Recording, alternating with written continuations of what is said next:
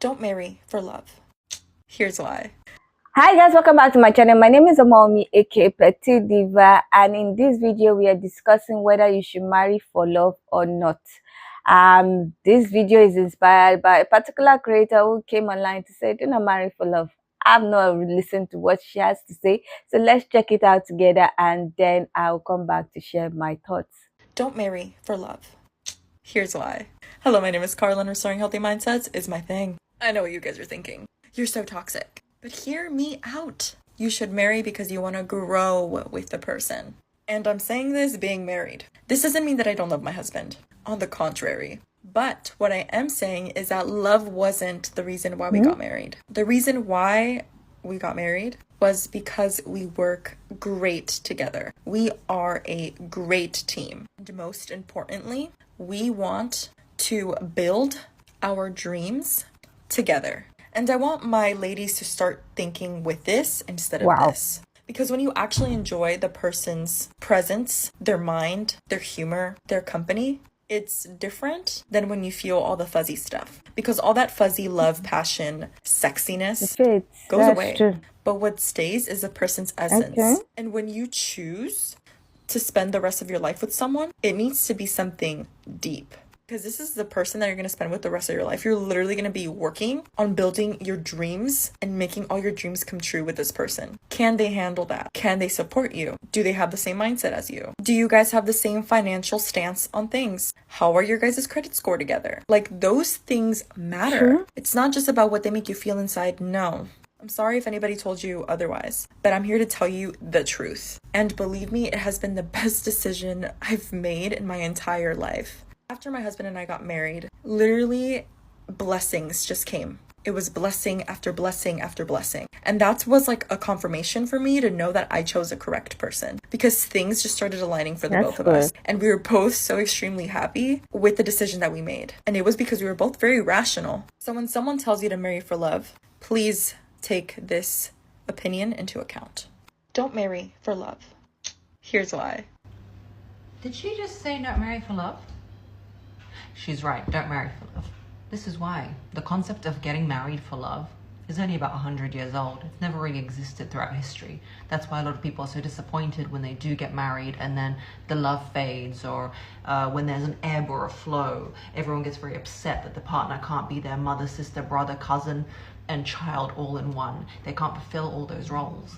Essentially, if you want to love someone, you can be free to love anybody. But if you want to get married, it's like starting a company. It's an enterprise. It's a whole shebang. So look at that person and their values, what they want in the future, the journey of where they're going. Ask those questions when you're dating. If you really want to get married and put children into the mix, this is a company you're opening. You're not just in love. This is a whole big deal. So we've checked that out. I'm not going to lie, they made sense. Those women made sense. Because the journey in marriage is a long one. There's so many things that can go wrong. There's so many situations that can happen. If that person is not grounded, if that person is not intentional about you guys growing together, you guys achieving a better life, you guys doing things that align with your dreams, a lot of things will just scatter. A lot of things will just go wrong. And the fuzzy feeling, like the first creator said, would just fade away. Because most times love is intentional. You have to be intentional to do things for your partner, even when you are annoyed, but you know that, okay, this is something that we will get over. And you have to be intentional to make sure that you are working towards achieving your shared goals. Now, she was saying, the first creator was saying things about using your mind, not your heart, to make decision about getting married.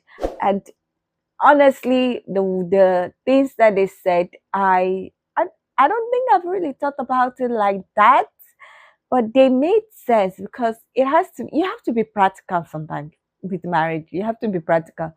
I think about those things a lot of time, like, I'm going to stay with somebody for 40 years, 50 years. How am I supposed to stay with somebody for 40 years, 50 years? Is that person going to change?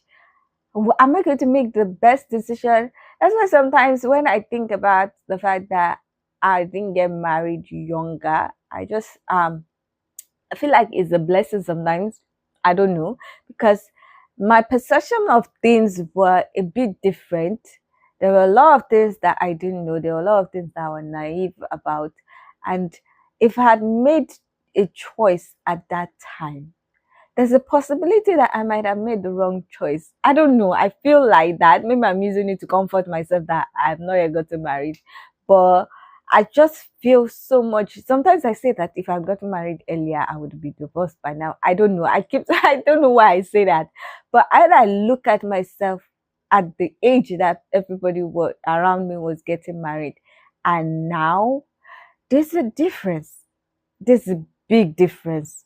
Even though some of the essence of who I was when I was younger is still who I am now, but there's a difference in the way I view things. There's a difference in the way I think I deserve to be treated, and there's a difference in the way of how I view my future and the things that I want to achieve. Now, if I'd gotten married earlier, I don't think some of the things that I think I want to achieve now, I would have wanted to achieve it. I would have just concentrated on being the typical female with typical dreams. But now I want to do something more, and I feel like I don't want to give it up for anybody. So if I'm going to make my choice, I'm going to choose someone that his his plans, his future, his dreams align with mine, and not someone that will say I should stop mine and help him achieve his own.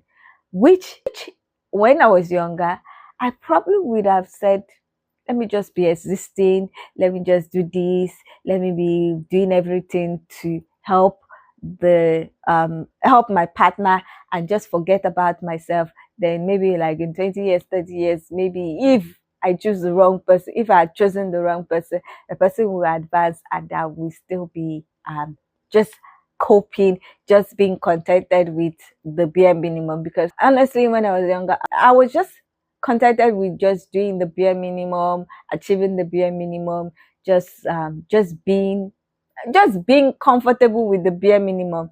I think one of the things that made me improve in my confidence and me saying that I can achieve what I want to achieve, and I should have dreams, I should have goals. And that was me achieving one of my dreams of going on vacation outside Nigeria. And I think that dream was because I had a senior colleague who used to travel every year, and she used to go to US, Dubai, and other places with her family. So like, even if I'm not married, I'm single, I'm not really doing anything with my money, let me be going on a vacation every year. And when I stepped out of Nigeria and saw things, I started getting bold. I started having dreams. Then the major thing that made me go, okay, I need to like have dreams, even if it doesn't come true, was when I won my scholarship and I was able to afford to go for a master's in the UK. And living in the UK just changed a lot of things. So I know that if I was married at that time, I would not have done all those things. I know my personality when I was younger. I would not have done all those things. I would not even think about it. I would not even dream about it. I would just focus on my home and helping my partner to achieve his own dreams, and that's the truth. Anyway, Trey, I don't know what you guys think about this discourse. I don't know what you guys think about the topic. Should you marry for love, or should you not marry for love? Should you be practical? Should you be logical when you are thinking of a partner, or should you go with the fuzzy feeling when you are thinking of getting married? I would love to hear your own thoughts about this topic. So please leave your comment in the comment section so that we can get this discussion popping. Now, if you like this video, please give it a thumbs up. If you are not yet subscribed and you like videos such as this, please consider subscribing by clicking on the red button that says subscribe, and don't forget to click on the bell notification icon by the side so that you're notified anytime I upload videos. Now, with all that said, thank you so much for watching. I hope to see you in the next one. Bye.